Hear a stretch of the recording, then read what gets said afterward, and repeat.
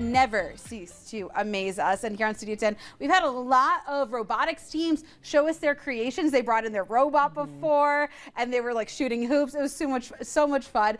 But a lot of those teams have made it not just on the national stage, but also the global robotics stage. Yeah, but until now, most robots have been designed for dry land.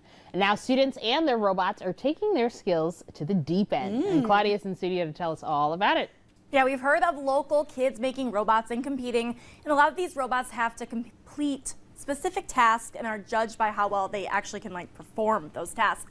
But what happens when they're asked to perform tasks underwater? Well, Mid-Michigan middle school and high school students have proved once again that no challenge is too challenging, even when it's under the sea or a pool. Take a look.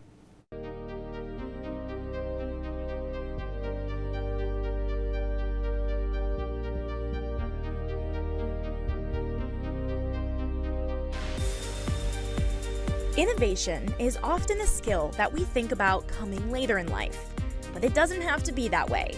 And for students in Mid-Michigan, innovation is a regular part of extracurricular activities. And that's certainly the case for students participating in the Underwater Innovative Vehicle Design Competition, hosted by the Square One Education Network. Square One is a nonprofit foundation helping prepare students for STEM jobs by giving them the skills they'll need. The most important skill is how to overcome challenges. The students were tasked with completing challenges with their student-made remotely operated vehicles known as ROVs. Students were tasked with not only building their own robots by hand, but they were tasked with challenges like maneuvering underwater, pulling wires, moving things like buoys, and grabbing and releasing objects like flags.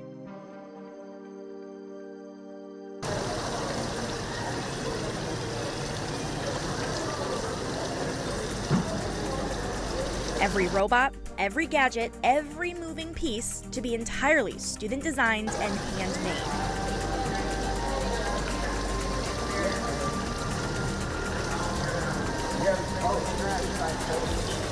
And while building a robot that can successfully complete underwater tasks is a major accomplishment, teachers say the accomplishment goes way deeper than 10 feet underwater. The challenge forces students to teamwork, building each other up while breaking down and solving problems together. That's something that can only be done with good communication. And that's a skill worth keeping.